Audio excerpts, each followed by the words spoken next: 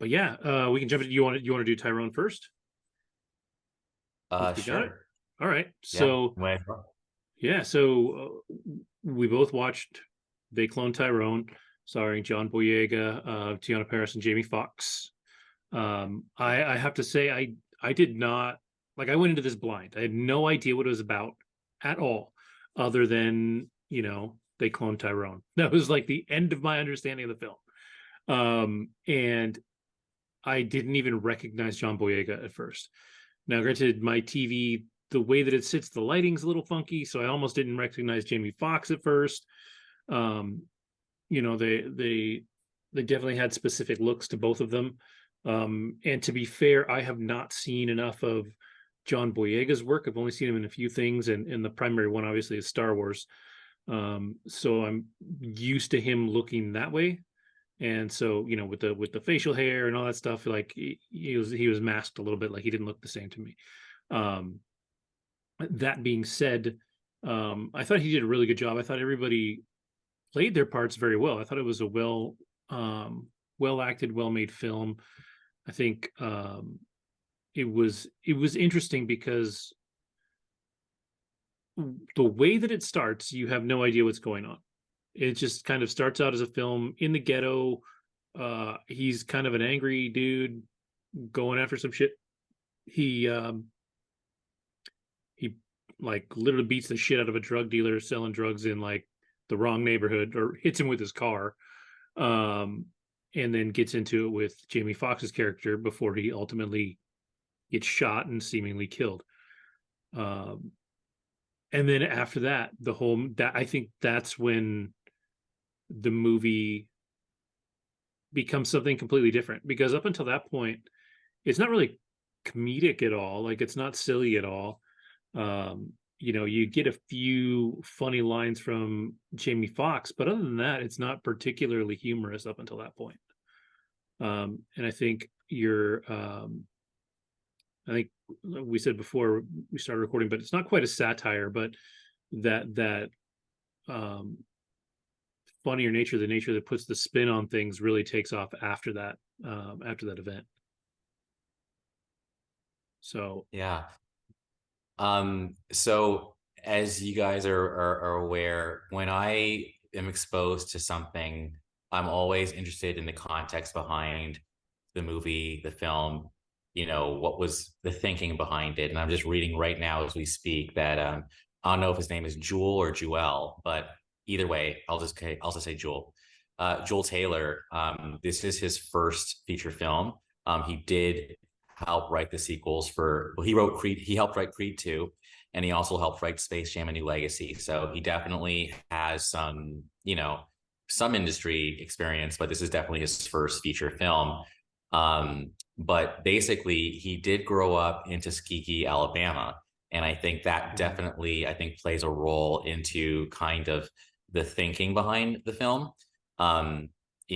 Certainly I think after we record the podcast, I'll, put some commentary, on the YouTube page as well, just because I think that the film really was ambitious in terms of what it was trying to say. So I just want to start with that, number one. Number two, 100%. I think that John Boyega definitely looked different. And I saw him in a film called Attack the Block. I'm yeah, not I've sure been if you meaning to remember watch that that. I've one. heard great things about that one. But that I think that's actually his best performance to this day. Like it was actually very similar to this one. Like where he plays that's really kind of tough dude who is convincingly tough. Like you don't want to tangle with this guy. But he also reminded me a bit of the older version of the lead guy in Moonlight. It might have been the Grill. But either way, did great. Everyone was great. Like Tiana Paris was funny. And again, as far as the film itself, like a number of people have hit me up about it. I know one of our listeners, what's up, Ashley? How are you doing out in Chicago? Hit us up asking us to watch the film. So we did it. So we hope you are happy that we did that. But then someone else inboxed me as well and was basically asking if I'd seen it yet. And then was like, make sure you pay attention to everything. And then I'm not going to blow up your spot. You also said about Jamie Foxx, like, this is why some of the rumors around Jamie Foxx being a clone, yes, I did say that on this podcast, Yeah, I've like, heard that. can be kind of substantiated. And personally, I don't know if I would go that far, but I am worried about Jamie. And there you go. We're going to keep going. Apparently, some internet issues happening. Um, apparently, Jamie has had some serious health issues, and he released a video recently where he's just basically saying he's okay, but at the same time, some tears were forming. He was just being very real, but he looks different. Like, he looks a lot more pale, and he's skinnier. And, some people are, thinking it's an AI, or it's like he's a clone. And, again, no, I just think he's gone through some serious stuff. But Yeah. anyway, I do think that this movie definitely appeals to the conspiracy theorists in anyone. Like, as far as whether it's inner or whether it's outer, it is definitely all conspiracy. So Yes, that's for my sure. first For sure. opening thoughts on that. Yeah. So yeah, it's a very, very, very interesting film. We talked about it a little bit before we started recording, but what the general feel of it is, especially when it gets cranking, is that this is a modern blaxploitation film, or at least an homage to blaxploitation films. It it has its message, right? That the lower class is still being put down, right, and all that, and in a very aggressive way in this film. And I think in that regard, what they're going through once they kind of unlock that first door, once they first get to that first place where they see what's going on, the film itself gets a little predictable after that. Like, you can kind of see what's coming, for the most part. I think I probably didn't see Kiefer Sutherland's character coming. I don't think I saw, um, the Older Fontaine. the older, that's not his name though, right? Like, or maybe it is.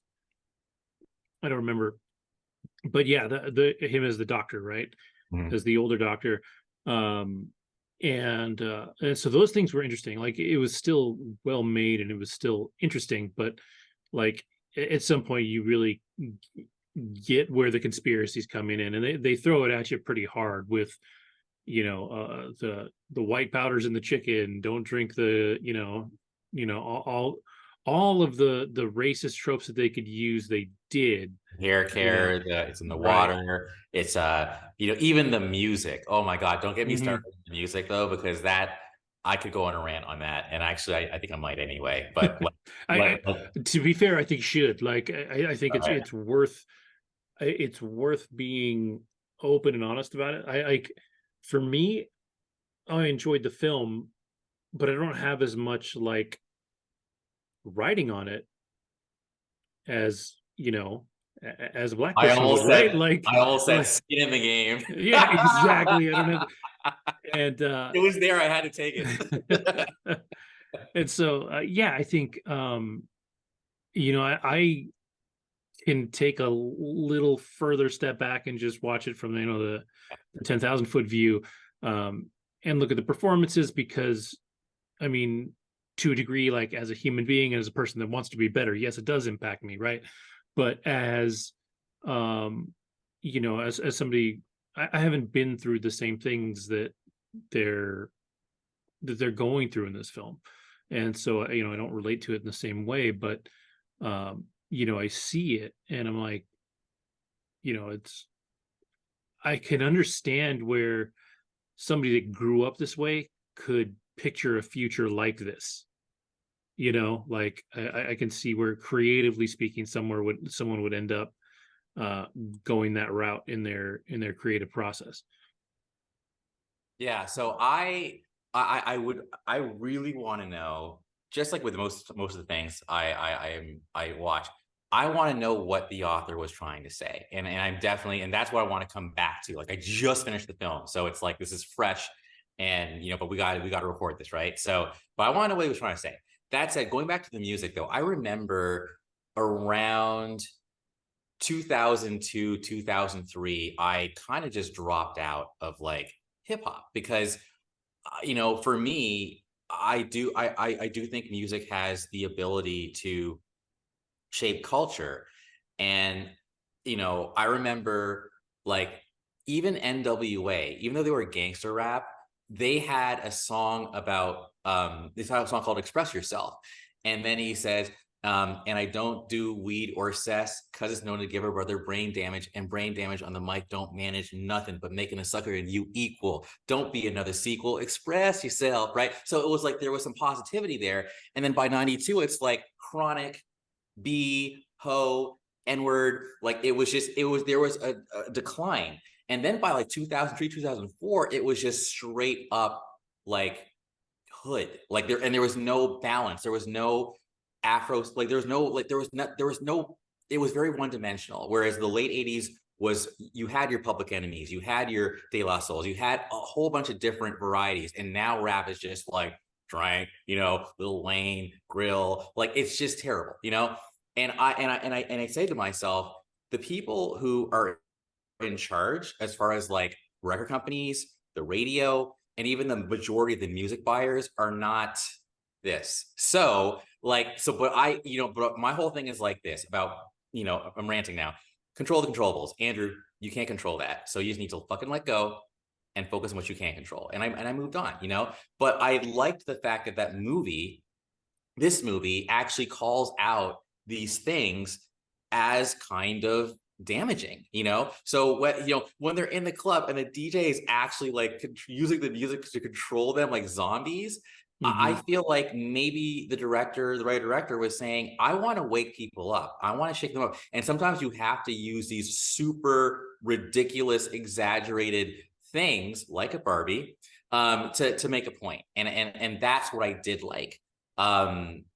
So yeah, I think the music thing, hit me hard. Now I'm not, again, it's class and race, and I think that in this country in particular, class and race are actually very intertwined, Yeah. whereas when you go to other countries, it's not as intertwined as it is here. So, yes, I happen to have black skin, but I'm not from the hood. So that's not my experience. And so I don't want to speak for that experience. But, as someone, of color, a black man, like I definitely, yeah, I definitely, I think this movie hits differently than it would if I wasn't. So that's what I'll say there too. Okay. Yeah, I think yeah, it definitely had, if it's not a message, it's a tone, right? Like it definitely was, we talked about it. It feels like, and I think, when we're talking about, I think maybe I feel that way, is that it felt like it was taking place in the 60s, but it took place now, right? So you had current hip hop and you had things like that. But one of the things that that really clicked for me when we were talking about it is that if the old Fontaine is as old as he is, he's been doing Yes. this for a long time. Brilliant. And so, these memories that he's implanting in the clones that they're using to do all this stuff, those clones in particular are probably from the 60s or somewhere in there, 60s or 70s. So I think the tone of the characters and the way that they act, even though it feels very 60s, those characters are technically from that era, but they're living in the now. So it's like this juxtaposition of times that is interesting and weird. Like it brings in, obviously, like you said, modern hip hop, but you also have the very 60s feel. I mean, I think he goes and buys a malt liquor at one point, like the old school fucking 445. yeah, like so it definitely, it's a bit of both, which I think is interesting. Something you said as well that really jogged my memory, two things. I remember, so the 90s was definitely a time where like Spike Lee basically kicked in the door, and then all of a sudden a whole bunch of young Black directors were able to get in there and make these movies that, were kind of, a bit revolutionary in terms of their tone. So like I think of like Rusty Cundiff with Fear of a Black Hat. And I forget who did shoot. Shit. Tales from the Hood. I want to say Tales from the Hood. Mm-hmm, mm-hmm. This movie reminded me of that era. And so going back to the 90s again, when I'm seeing Fontaine drive that like 70s kind of car, I'm in a way I was kind of criticizing in my head because I'm like, dude, this is like, I don't think people in this situation are still stuck in like O-Dog, Menace to Society, listening to Al Green. Like that was 90s. Okay. Try again. Like, but I get the aesthetic, number one. Number two, I also like the fact that, when it comes to poverty and systemic issues, the past absolutely has an influence on the present.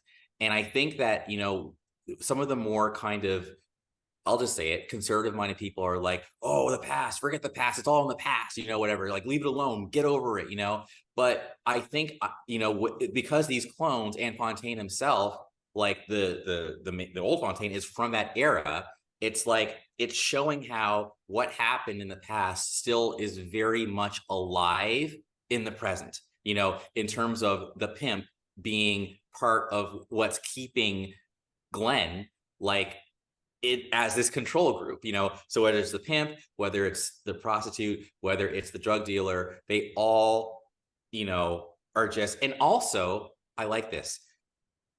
You do make a clone of yourself, right? Even as parents, we make clones of ourselves in our kids, right? So if you're a parent and yes, people can break the cycle. They are not doomed to repeat the mistakes of their parents.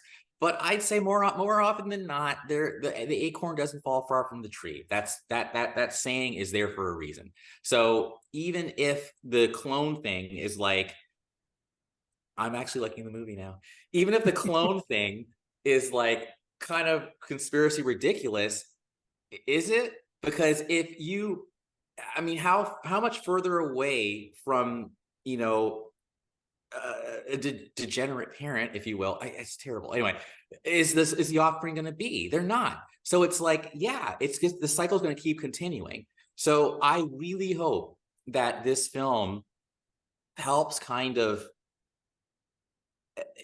shake people out of their slumber and be a bit more conscious. And I think consciousness is something that I want across the board for everyone, because I think the more conscious we are, we saw what happened at the end. They're all helping each other. Yeah. The naked clones are walking around and people are just kind of like clothing them. So I think when we're all shaken out of our routine, then we actually care about each other more. And I think that's what this film, I think, is trying to do.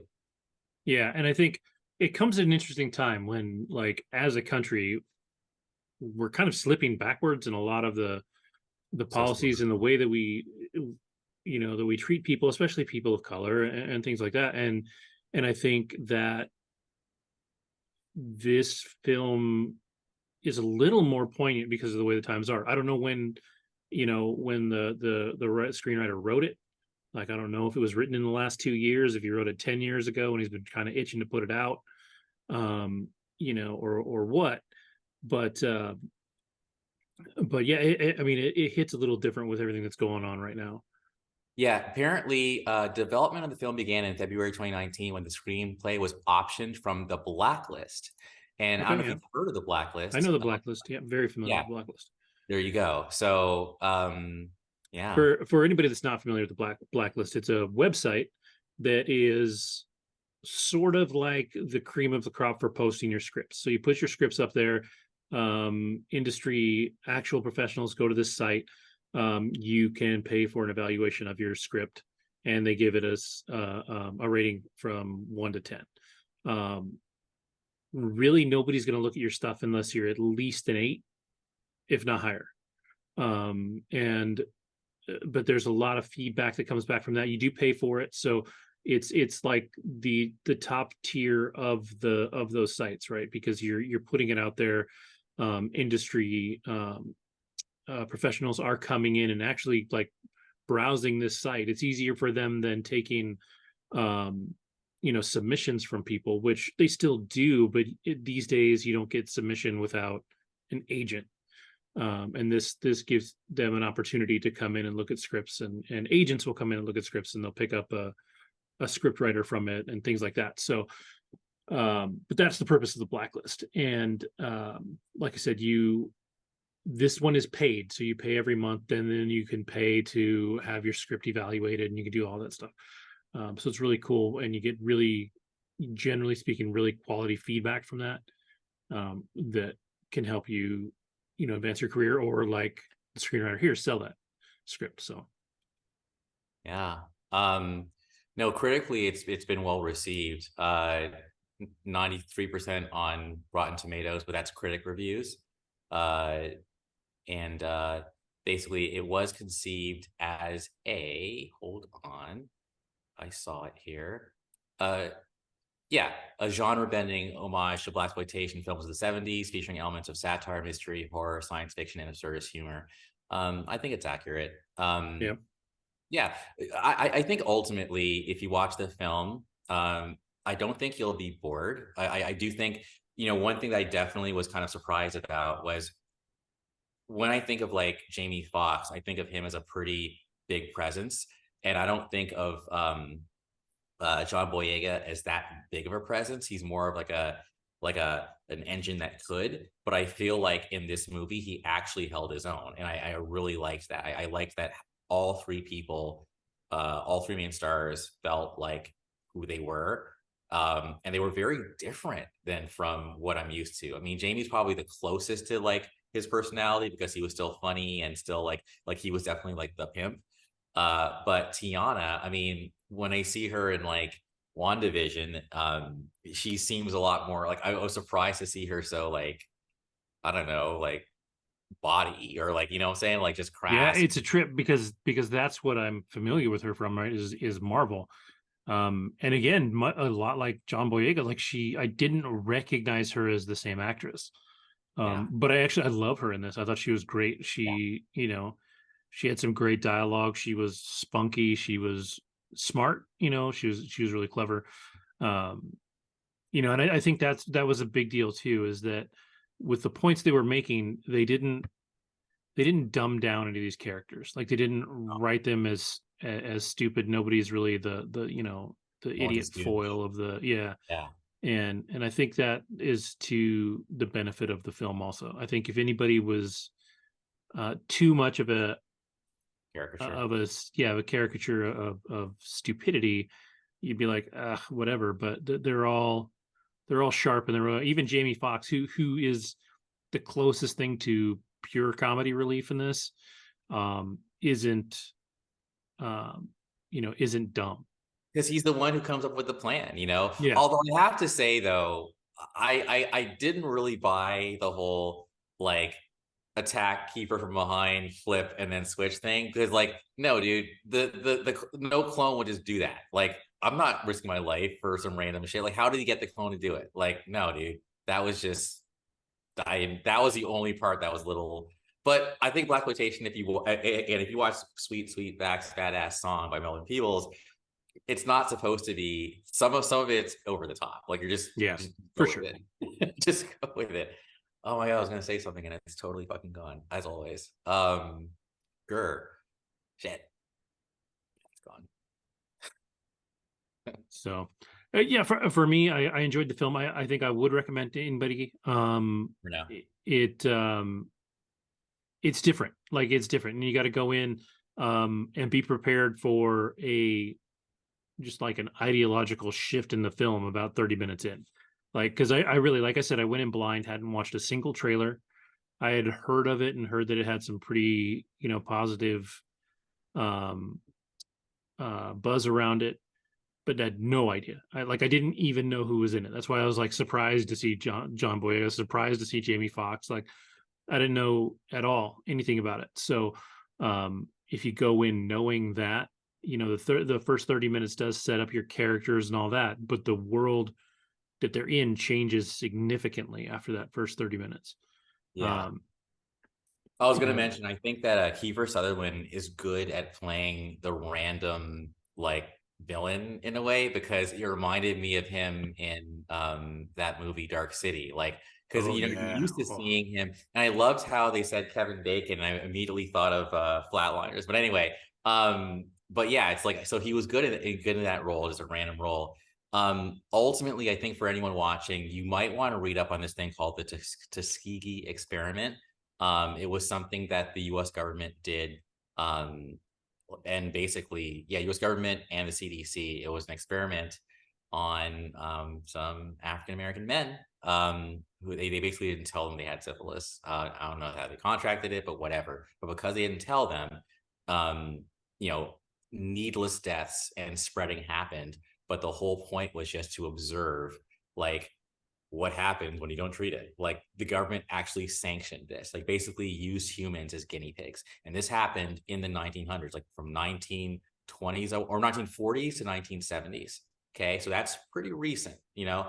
So, you know, this movie might seem a bit like bizarre and fantastical, and they wouldn't do that, you know, but there is precedent, you know. And again, I'm not a conspiracy theorist. Let's get that straight. However, the name of Kiefer Sutherland was Nixon.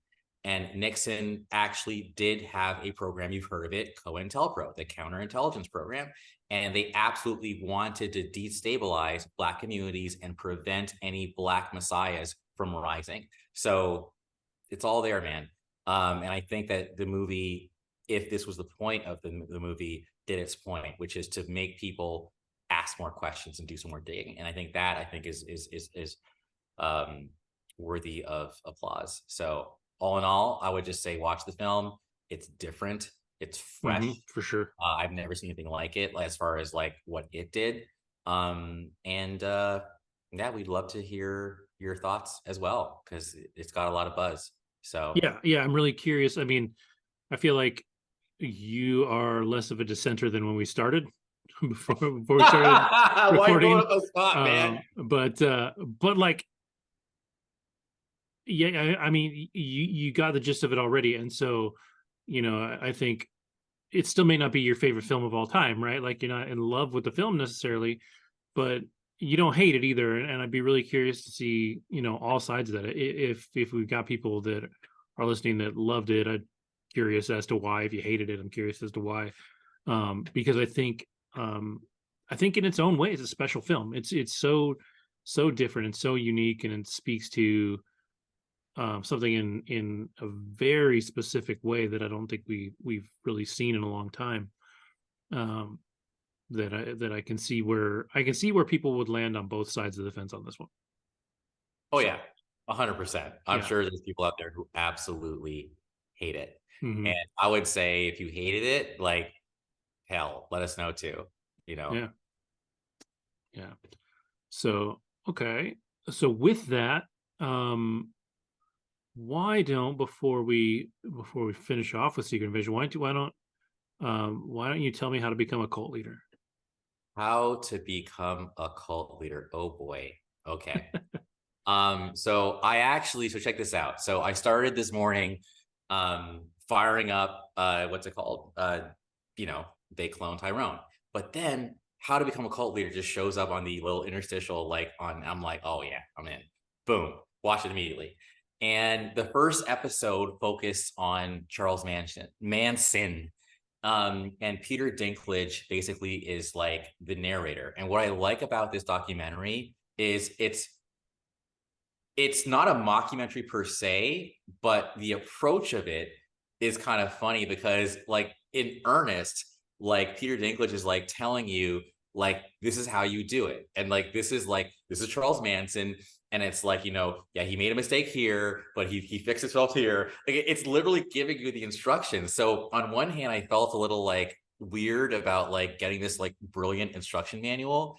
But at the same time, it is so fascinating. There's so much I did not know. Like, I didn't know Charles Manson, for example, like, you know, I know his parents were criminals.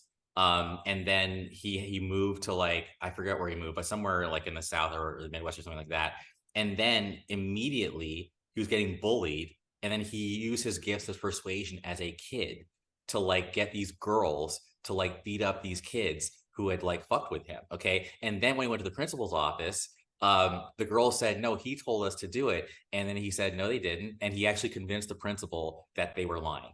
And then that's when he knew as a child that he had the power of persuasion. And then he wanted to be a rock star. And then he went to Haight Ashbury, and then basically discovered all these young idealistic like flower child people. And apparently, craziest part, dude, like apparently even though he had them all under his spell, apparently like one of them was like he was a good lover too. So this is funny to me. I didn't know that like he basically was smashing all these Oh like yeah, yeah. members. Okay, I didn't know that, you know. So like he's like kind of living like a king. Sorry, like terrible. I can't believe I just said that on a podcast. We can keep going. Anyway, so then he moves down to LA because he wants to be like a rock star, right? So he gets like these girls to basically try to find rock stars. And apparently one of the Wilsons, not Brian Wilson, but one of the Beach Boys brothers, like basically like hooks up with like two of his family members. They go to his house and then they bring Charles Manson to that Beach Boys house. And the Beach Boy is like, yo, like he's almost like, teach me. Like he's so enamored with like his pimp game, right? So he lives at the Beach Boys Mansion's like house for like 3 months, and then they go to Brian Wilson's place to record. And apparently he told them, I'm just giving you guys like the synopsis of the first episode. He told them, these are all things I didn't know.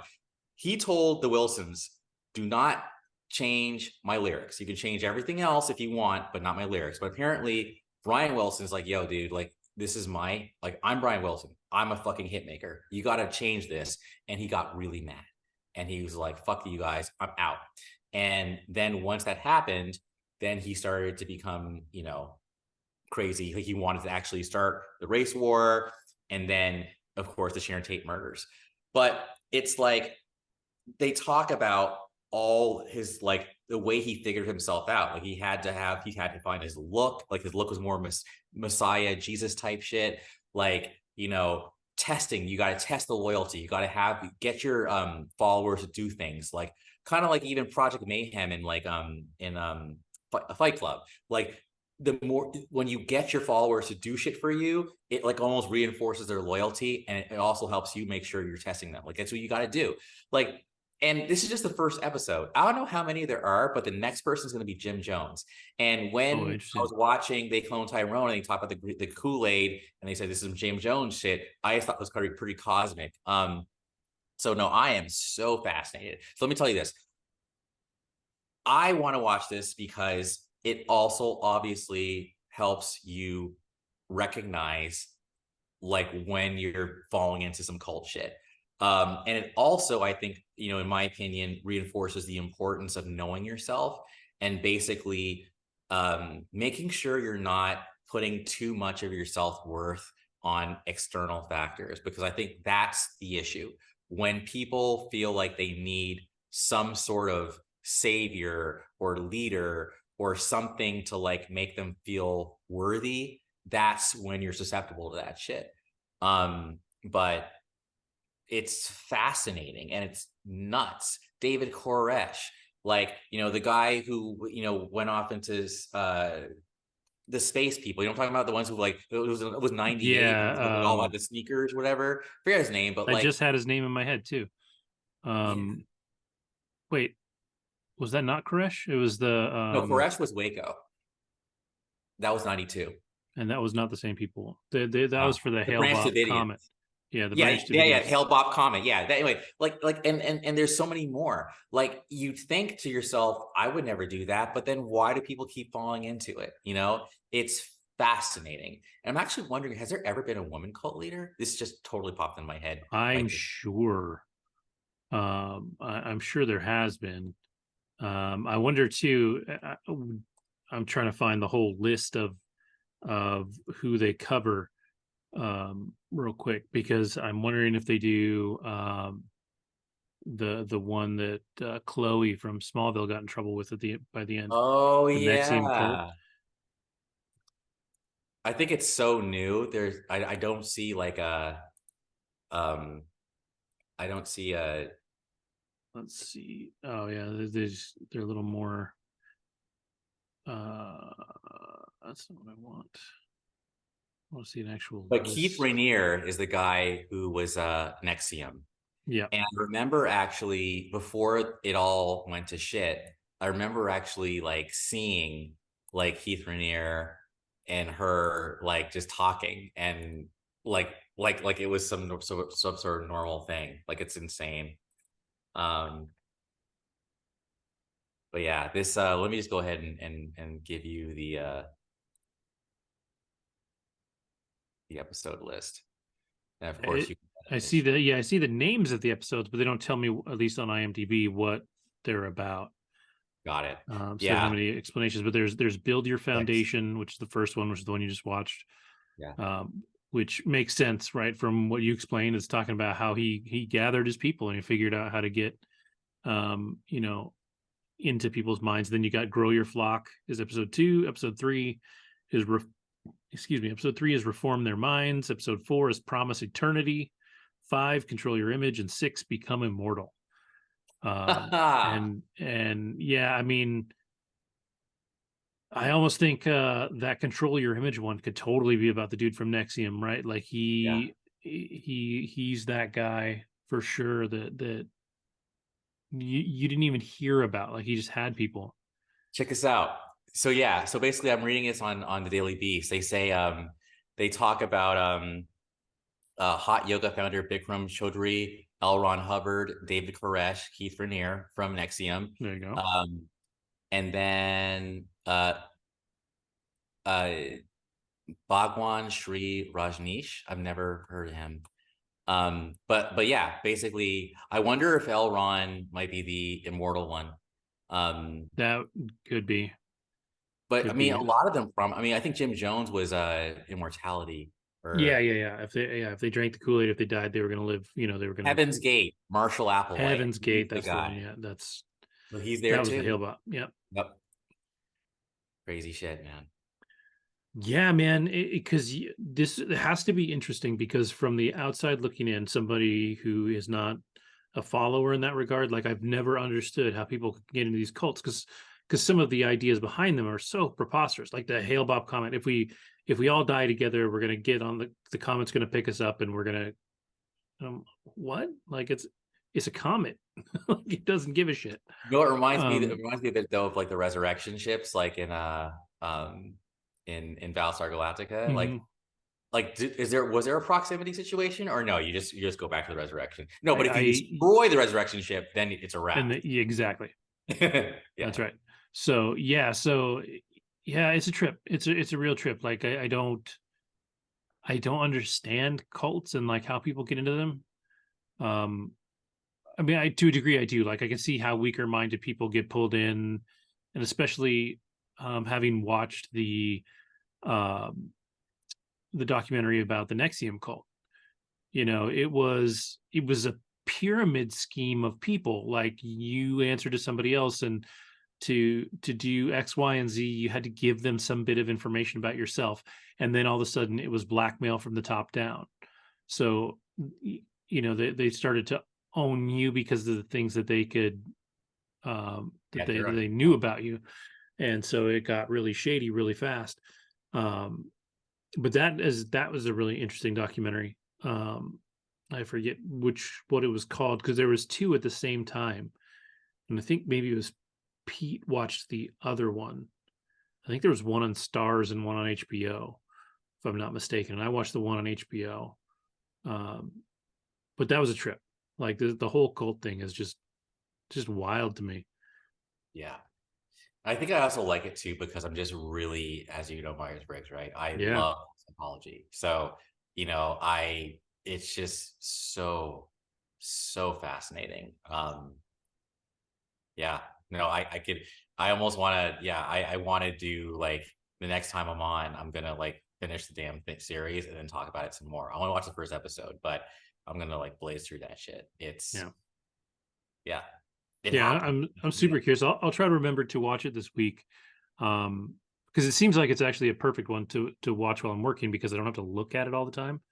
it's going to be more about talking about the people than it is like watching action and things like that. So it's probably a good one to watch this week.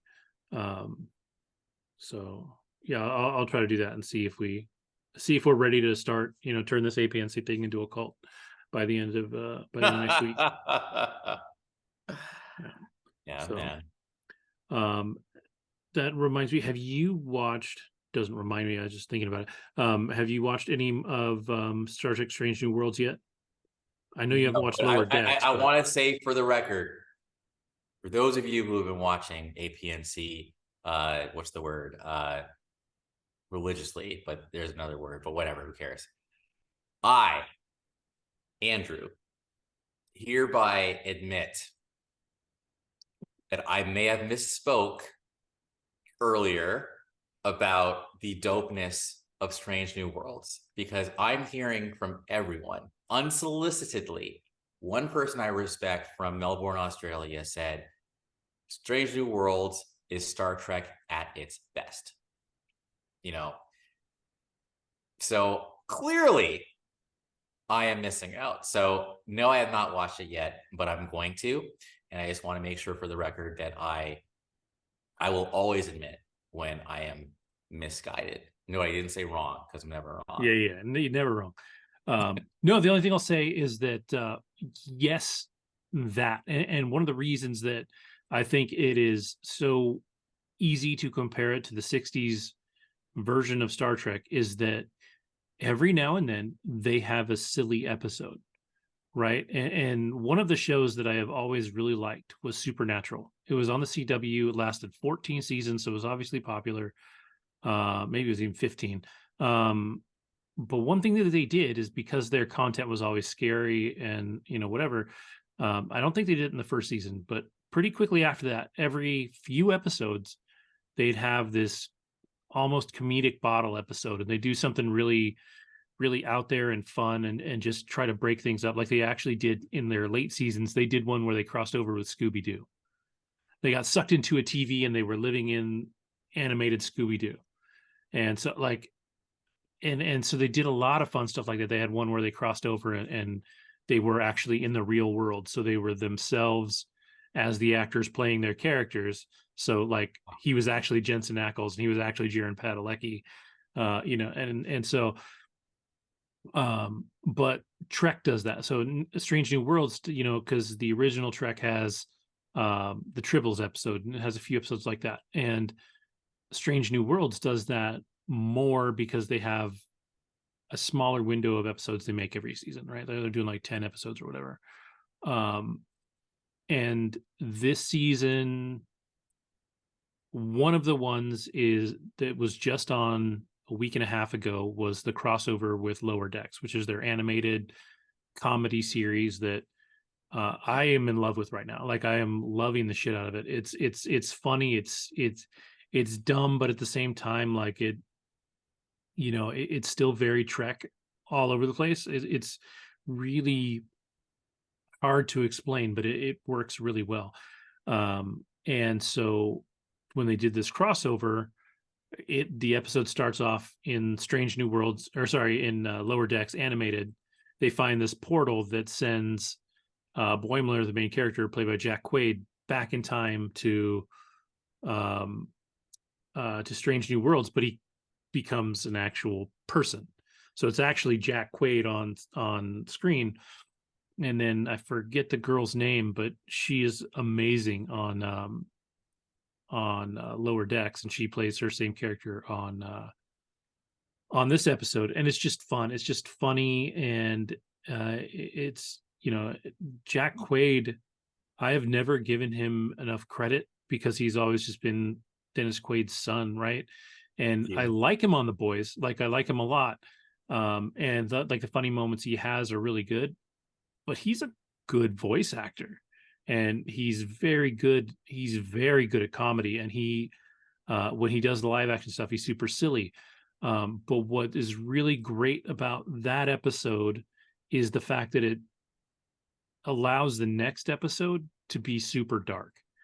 So this the most recent episode is basically the story of how Mbenga, who is the Black Doctor, met Nurse Chapel, and they have an amazing bond. You get to you get to see how they met, and you get to see a different side of Mbenga that I don't ever think we've ever seen.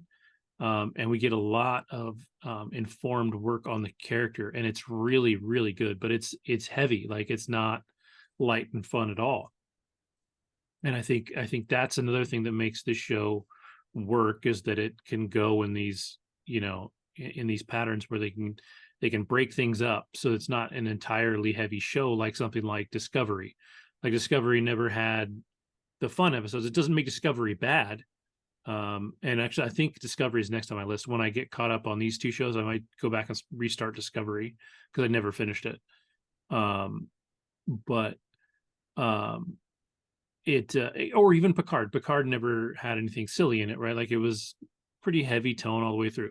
Strange New Worlds is one of the things that I like about it too, is I see so many modern sci-fi shows where you have a bridge and it's super dark and everything is dark and the ships are dark. Even one of my favorite sci-fi shows, Dark Matter, it's dark. Like everything is gray or black, and it's and in Strange New Worlds, everything is bright, everything is well lit, everything is colorful. Like it, it's not a dark look of into the future, and I dig that, and so I think it's really well done in that regard. But I'm excited for, I don't know if it's the next episode or the episode after that, but they're doing a musical episode.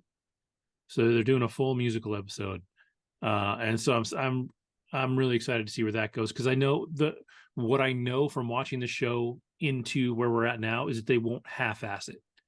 So if they're doing it as a musical episode, they're doing it for a reason. Like in season 1, they have one that is effectively a fairy tale on the ship, because they're near some cloud or something that's influencing the crew and the way they're perceiving things. But all the characters become the characters from this young girl's storybook, which is 100% something that would have happened on original Trek. Like that, and I think that's why it reminds me so much of the original, almost like They Cloned Tyrone, right? Like you take this thing that was from way back in the day, but you cram it into something that's more modern, but it still has that same feel. And I think it's really cool. Yeah. So I definitely, if you like Trek at all, Strange New Worlds is amazing. Like I said, I think if you're trying to get into it, I still think if you're into sci-fi for whatever reason, and for some reason you've never watched Star Trek at all, especially, I think Strange New Worlds is a great jumping in point. And so I'm really enjoying that. I think there's only a couple episodes left this season. Like I said, when I get caught up on those, when I get caught up on Lower Decks, which will be in the next few days, I'll probably go back and start up Discovery again, because I think that's the only one of the modern shows that I haven't finished at this point. How far did you get in Discovery? I may have only finished season 1, maybe some of season 2. But I know I finished season 1. Okay. And the thing was, is that I never disliked it. Like I never got to the point, because there was a point when a lot of people kind of jumped off of Discovery. It seems like it had kind of an exodus of fans at one point. And it's definitely different in tone. Like it's not your typical Roddenberry, hopeful glimpse of the future. Like it was pretty dark. And I'm okay with that. Like I don't mind it being different. But I'm going to start it from the beginning and just watch it all again, because it's been long enough that that I have. And what I like about it is that I love the cast. Like everybody in it are actors that I really like. So I know that I'm going to enjoy it. I just need to go back and power through it. Yeah, I think for me, what I liked was, I think season 2 was actually better than season 1, because you had Pike and you had Spock in season 2, and you really get to see glimpses of the Enterprise towards the end. And then season 3 is really, I would say, where you get to see Michelle Yeoh, I think especially, shine. Season 4, I dropped off. And then I think season 5, I think is has it already dropped? Is it already come and go, or I think Discovery is done, right? Like that ended. yeah. So I think that's it. Yeah. So I'll finish it. But for me, it was like season 1, season 2, season 3, and then season 4, and then we'll like whatever. So I would just say after season 3, I think you're good personally. But this is again, I'm not a completist unless yeah, I'm not really a completist. Fuck it. The other thing also, just so that you guys know, is like as you probably know, like I just did a big move across the country, so time has been an issue for me in terms of watching things. Like things show up on Tuesday. I'm still working, so anyway, me getting to watch anything is like a premium. But after what's it called? How do you be a cult leader? I will finally get on Strange New Worlds. Yeah, it's good. I think you'll like it. There's like I said, there's some silly episodes. You may like those less than I do, um, but they're good. And like I said, that's for me. That is one of the things that always reminds me of original Trek is that they are able to do the silly stuff. Didn't happen as much in Next Generation. I actually think that um, Deep Space Nine might have slipped more of those in Oh yeah, than some yes. other ones. Um, but yeah, so that's that. I've talked about that for 2 weeks in a row, so I'll let it lie for a little bit. But that brings us to the season finale of Secret Invasion. Um, this is the lowest rated Marvel show in the history of Marvel shows. It is lower rated than She-Hulk.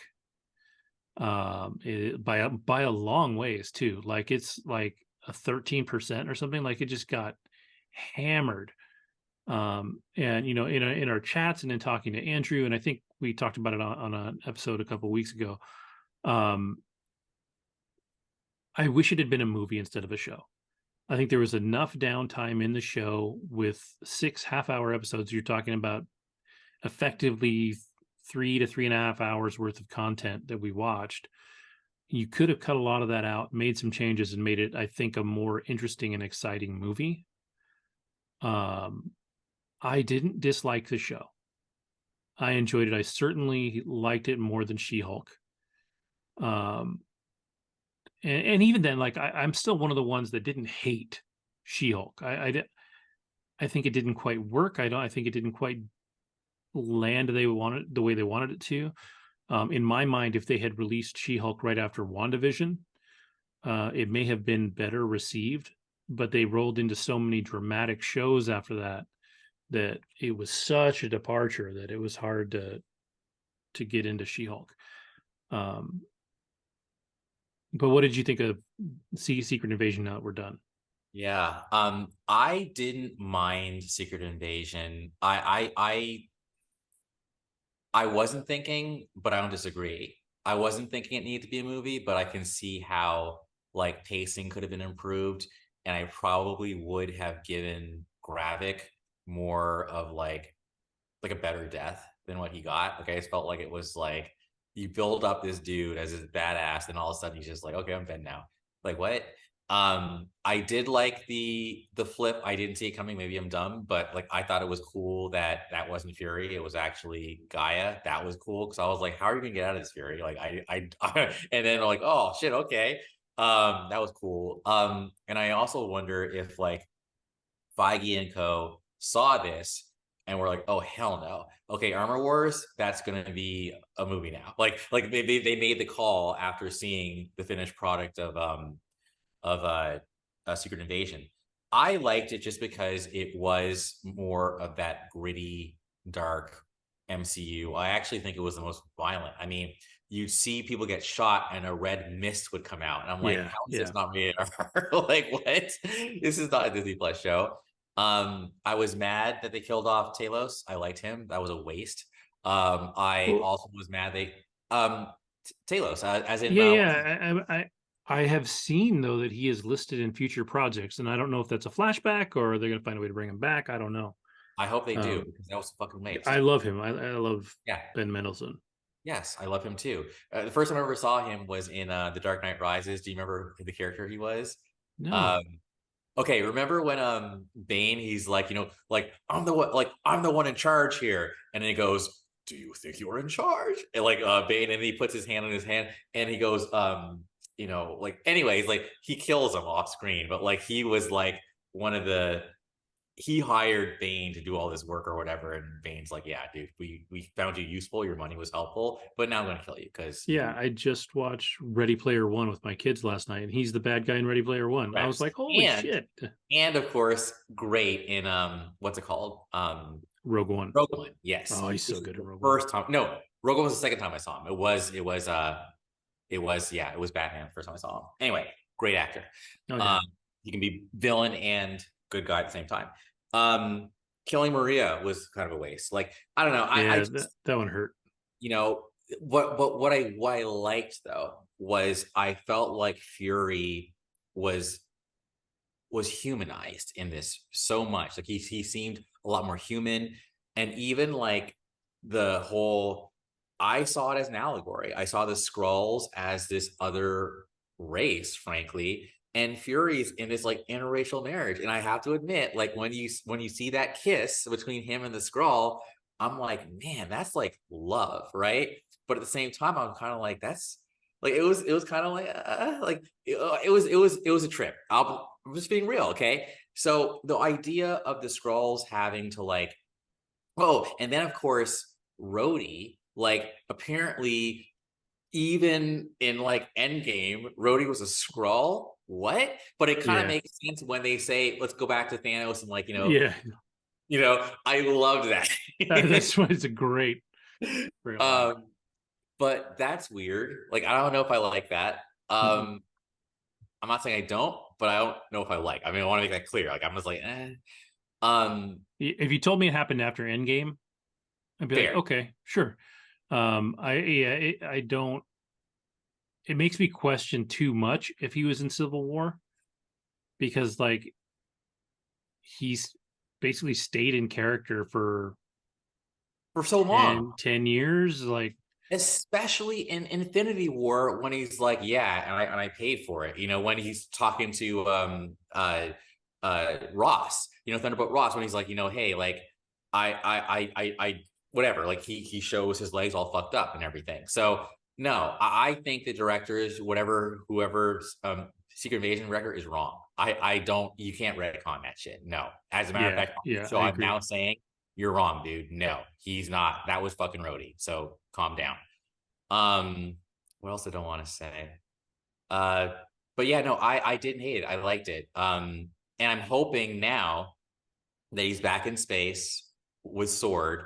That's a good segue into the Marvels. So like, I just felt like we went, and I like seeing him come back from like not wearing the eye patch and being all grizzled to getting his swag back, getting his leather jacket back, getting his eye patch back, and killing motherfuckers. Like I like that. Um, and I want to see what Gaia does with Olivia Colman in the future. So Yeah. yeah, I don't know why people hated it so much. I think there's little things, especially at the end. I think you pointed it out. The last battle was kind of like what I don't understand where if Gravik already had at least some of these powers, even though he got super juiced up at the end, he had some of these powers. So he should have been, and this happens so much too often in superhero movies. He should have been more powerful than her. Like I understand that she got all juiced up. She got the same, you know, shot of super juice, but given the same set of powers, the person that's more experienced and, to be fair, more sinister, less afraid to do the wrong thing, should have probably won the fight. Like, it doesn't make as much sense that she overpowered him, because he not only not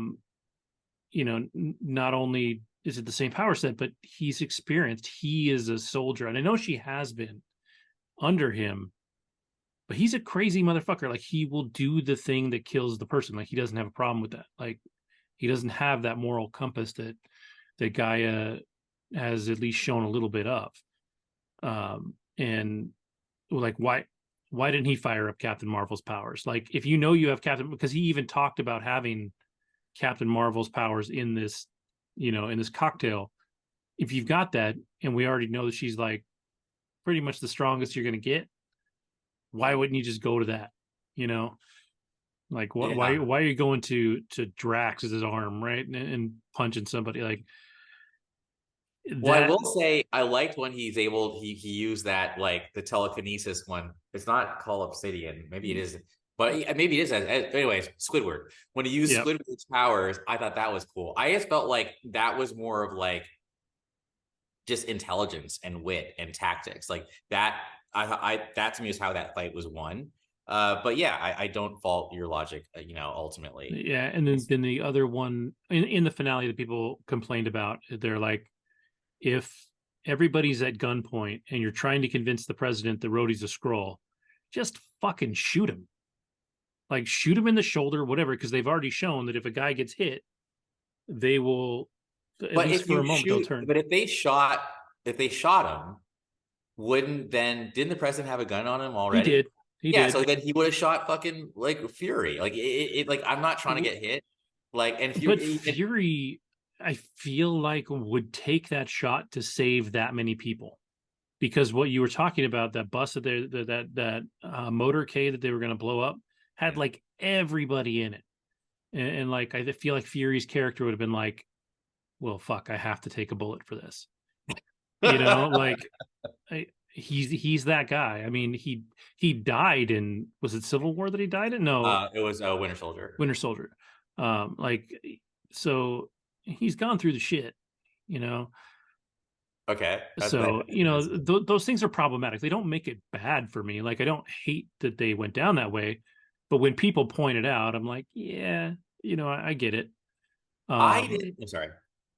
no, just that, like I think those things logically, especially in the heat of the moment, if you're trying to prove that Rhodey's a scroll, you just fucking shoot him. So like that is what it is. um but and then like I said, I think to me, Gravik was the more experienced soldier. And if you give him the same set of tools, I think he should have been able to beat Guy. Um, but like you said, I'm really curious to see where they take her. And right before we started recording, I started reading an article about how she feels about the character, and she fucking loved it. Good. Like she loved it. She fell in love with the wire works, the flying, all of it. She's like, if they want me to do it for 10 more years, I'm in. I like her. She's So she's great. So we'll see. We'll see. She doesn't know if she's coming back. Nobody knows if they're coming back half the time. We still don't know if Scarlet Witch is ever coming back. Um, but she's an interesting character because of just how ridiculous she is at this point, right? Like she is far too powerful. Like I almost feel like if they bring her back, there has to be a side effect to what they've done. Like she has to be getting sick from it or something like that. Like there has to, you can't leave somebody that is basically a god unless you send her out to fight Sentry. If Sentry shows up, and Sentry is, one of the Marvel Supermans, right? And his character in the comics has struggled with mental illness, so he's not always the best of the good guys, right? So Guy could go up against him, at some point. There's places that it'll fit, but like if you have a Gaia, do you need the Avengers, right? well, which is why it's like maybe like yeah, like she's just got to go cosmic. I mean, that's where she's gonna live, Yeah, and maybe she'll help find this girl's a new home. Like that kind of thing. yeah, Or maybe she's like no, she's hanging out with Olivia, yeah, so she's not with Sword. She's on Earth. Weird. yeah. But I mean, that can change too. But I think there's people out there that are like, oh, she could be Captain Britain, or she could be Union Jack, or she could be one of these characters that is, a British version of the Avengers. But like I said, you put her in that position, and she is I mean, she's relatively unstoppable, Yes. right? So if she doesn't go evil and give them something to fight against, then what do you do with her that isn't? Because I mean, do you come to Earth to mess up Earth when there's somebody that like is literally that powerful? You'd be like, no, thank you. I will go tackle another planet, another solar system.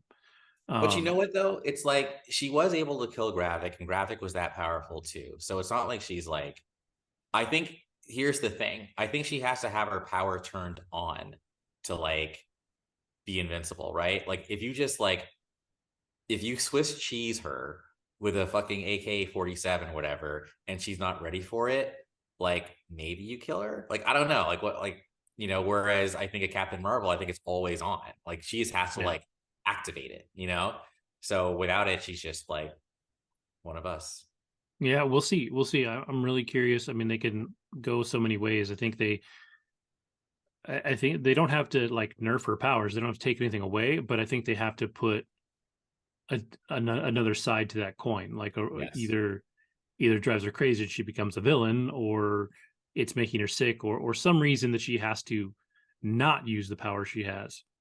Unless you say, oh well, she got all these powers from these characters, and because she has so many, they're diluted, right? Like maybe There she's has Captain to be a Marvel side light. effect, and I like the whole fractured brain, like because it's like because they've never done this before, so it's like yeah, she may lose her shit, because when she's taking on these powers, she's also taking on a bit of their psyches, and Right. I think that could be a good one.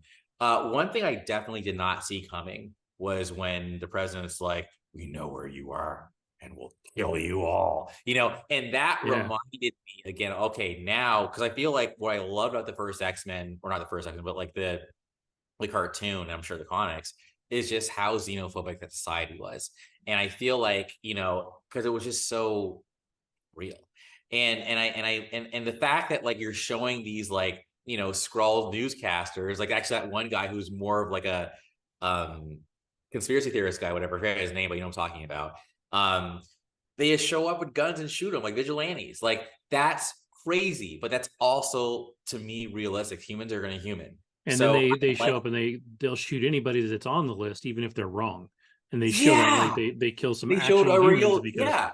yeah. So for me, it's like, so there you go. I feel like some people say, I don't know how this show pushes the MCU forward. And to me, I'm like, it does, because I think that you have to have conflict of some kind for it to be interesting.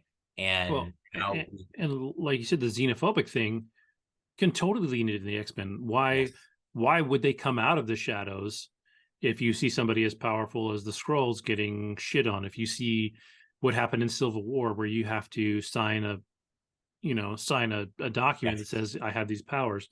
So, I still don't know how they're going to introduce the X-Men or when they're going to introduce the X-Men, or I don't know, with the way the MCU is going and the way they're kind of starting to fight themselves and the from the production side, like Yes. they're starting to get so many complaints. It almost feels like maybe we won't even get to the X-Men. Like there's a fear there for sure. Um, but it does set up the way that they would be perceived. They wouldn't be just seen as the heroes that the Avengers are, because just like Skrulls, their powers are not obvious all the time, But right? yeah, So yeah. they could be Well, anybody, and mhm. anybody could be a mutant, and you know, so yeah, I think it'll be interesting.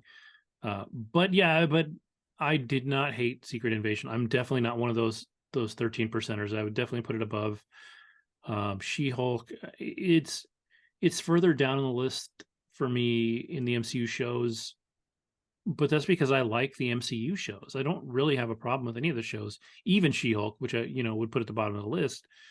Um, it's just I like the stuff. I think it's most of it's pretty good. I tend to like the stuff with a little more humor in it. So I like Loki and Hawkeye and some of that stuff. Which reminds me though, because you were talking about how dark this one is. I just read something that said they are probably going to take Daredevil in a tone like Netflix did. So Right. Daredevil will be pretty dark, like they're leaning towards the TVMA rating for it, which I think is good. I think that worked so well for that character. And Charlie Cox is great in that role. I would still love to see them bring back Froggy and what's her name, even though they haven't yet, um, and give them a shot. But yeah, otherwise it'll be interesting to see where, what's coming down the pipe. There's people that are worried about, especially now with the writer's strike, they almost have an out to cancel whatever show they want. I know Echo is in post production at this point. I think Echo was done filming. They went back and reshot some stuff. But there were a lot of concerns around that one. I know Feige saw it and didn't love it. Oh, Yeah, at least the original cut of it. Another thing too, I saw an article where the writers and directors of Secret Invasion, Feige basically told them for that last battle that any power in the MCU is on the table, right? So they could make that fight go any way they wanted because they'd been jacked up with everybody juice. So other than the Eternals, right? The Eternals were the only ones in the entire MCU that weren't in that fight, although their movie was post Endgame anyways. But yeah, it I like it. It's fine. I'd be curious to see if we have anybody watching that hated it. I would like to know why. yeah. Because like I said, it's lower rated than She-Hulk. So if you like She-Hulk more, I want to know why. I'm not Well, saying anybody's wrong, but I'm yeah, saying I want to know why. yeah. So and I'll shout out Ashley again. I know you said you said you loved Secret Invasion, so that's cool. Like, let us know why you thought of that too. Yes, I Yeah. totally. You brought up a very, I think, valid point. I am worried about the MCU, and to me, it's like I do wonder if the best days are behind them, because again, for me, if I was Feige, I always marveled at the fact that, yeah, you're one dude, you have people working with you, but you're still one dude, and you went from two films a year to three films a year, and each film is when you look at the credits, it's like an army of people making each film. Holy fucking shit. And I have a hard time just managing my own day job, straight up. So that said, now you've got the MCU with all these shows. Things are suffering. Like, you got Bob Iger, your CEO, talking about, oh, we diluted the brand, whatever. There's just one of your executive producers like left, like in a controversy at Victoria Alonso. And then of course you just talked about how Feige's finally like, okay, I'm going to call to control this shit, and Echo, you got to go back and make more or do some reshoots. That would be terrible if like the Mutants gets canceled. We've seen Blade get pushed back many times, lose the director. And then, not to like totally digress, but sort of on a related note, like all is not well, I think, in the DC land either, financially at least, because even though I just checked, Blue Beetle doesn't come out until the 18th, but I saw some early projections and They they're are not low. good. They are Yeah, very, very low. And the movie doesn't look half bad. yeah. I think it's what I always said. They should have just stopped, taken a break, and then started again. But trying to just roll into this new thing, you've got all these movies that are stuck in the middle. And they even said like Blue Beetle is the first DCU character, but his movie isn't a DCU movie. I'm Oh. like, what the fuck does that mean? I was like, just stand behind it. Just build off of that. Like, it's still a mess. It's still a mess, and that's a problem. Like Aquaman, I don't expect to be good, but that one's gonna bomb. Like it's just going to. Um, like they're just set up to start off so bad. If they would have taken just like 3 years off, just let everything reset, let everybody talk about Marvel, let everybody get mad at Marvel because everybody's mad at Marvel. Let everybody just get a little more mad at Marvel and then drop your shit and everything would be great. But like without doing a reset, with just rolling into your thing, keeping characters that are here but not other ones, like nobody understands what matters and what doesn't. It's messy right now. It's messy right now, and it's not anybody's fault other than just poor communication again. Just people, not stepping up and saying we need to stop. Like you got Zaslav at the top, who's like, well, let's make our money off of our stuff, not realizing that nobody's going to pay to see it now because they just bombed hard on the Flash. Yeah. Like and I think they would have made more money releasing Batwoman than they did releasing the Flash. And I look, I'm sure the Flash is the better movie, and I don't want to bash Batwoman because I think it, from what I saw, especially with the Michael Keaton stuff, it probably was going to be good and it was going to be different. And I think that would have worked. But the hype machine and the money that they put into the Flash was so much that they weren't going to profit off of it. Whereas, what did they spend 90 million to make Batwoman? Is what they said. So that was the write off they took. I think they would have made that back. I think it's crazy that Black Adam made more than the Flash. Oh fuck, that hurts, man. Like that. That makes me sad. Like the biggest thing is I'm sad for Michael Keaton and I'm sad for the girl that played Supergirl. Sasha. Everything that I saw said that they were amazing. You watched The Flash, right? Yeah. And they were good. I mean, Fucking amazing. yeah. So it comes out. There's still not a release date for The Flash. The Flash comes out fall on HBO Max, but I guess it's killing it on the digital. Yeah, which is crazy charts, to me. I don't know which, why. yeah, if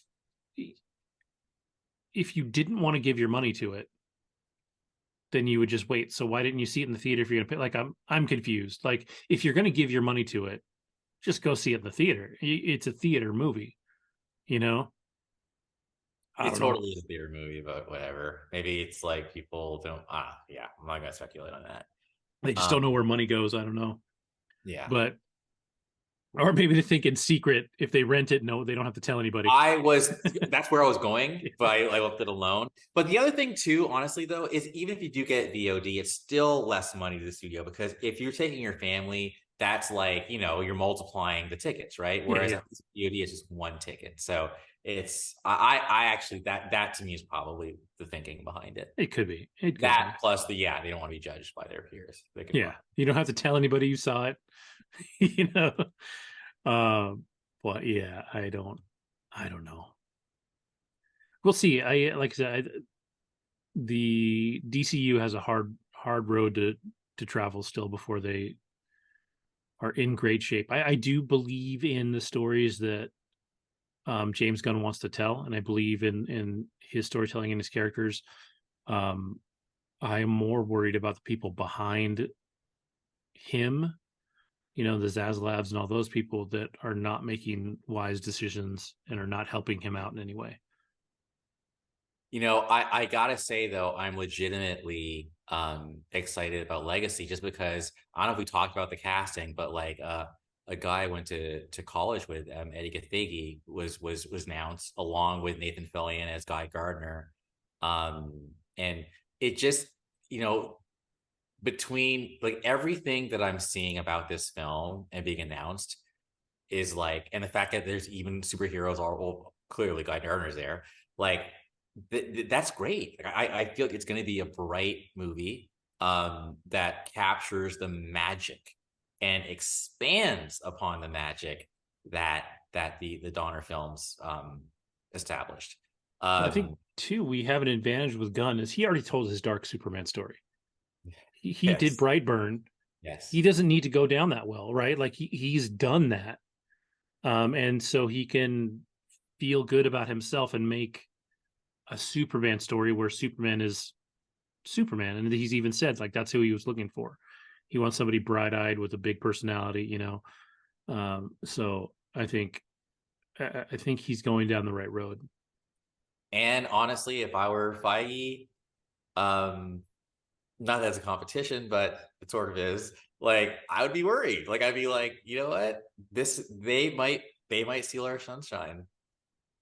In that regard, like I said, if they had stopped for a couple of years and they were picking up in 2 years from now, I think they would be in great shape. And because I don't know if Marvel is going to pick up and get their stuff back in order or not.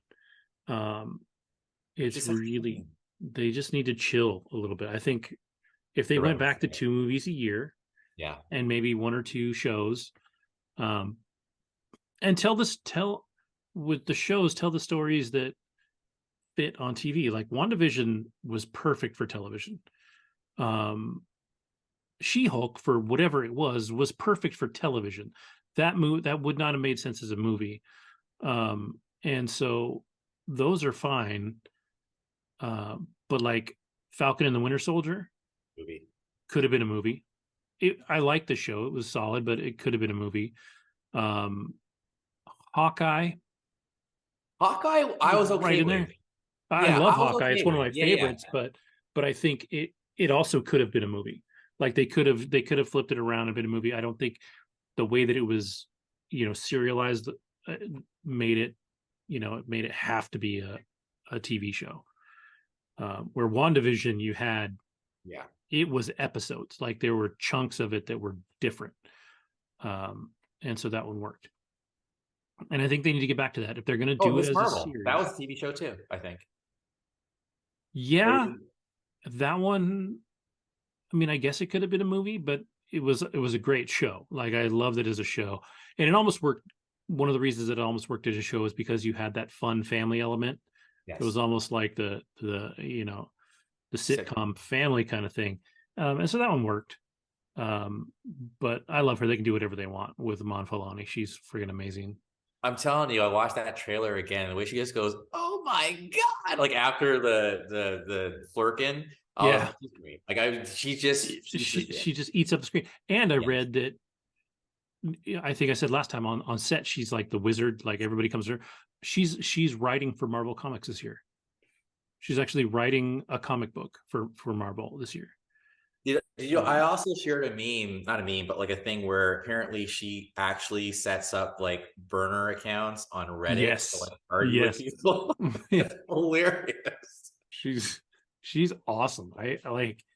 She is fantastic. And the fact that she is so knowledgeable, like those are the people that need to be the next generation of this thing. I think she will. Oh yeah. I think they're going to have to lean on her more than they thought they would for the next, phase or two to really work. Well, yeah, man. Well, we even though I didn't get to see Oppenheimer, I think next week we might have a fun episode. We'll see if we get a guest star on the show to join me on that journey. But yeah, I think we did pretty good. I was thinking 90 minutes, and I think we're right around there. Yeah, close to the 90 mark. So yeah, with our early technical difficulties, I think I think we will probably be right around there. So. Cool. So with that, I guess we'll say thank you for watching, and have a great week, and we'll see you next time.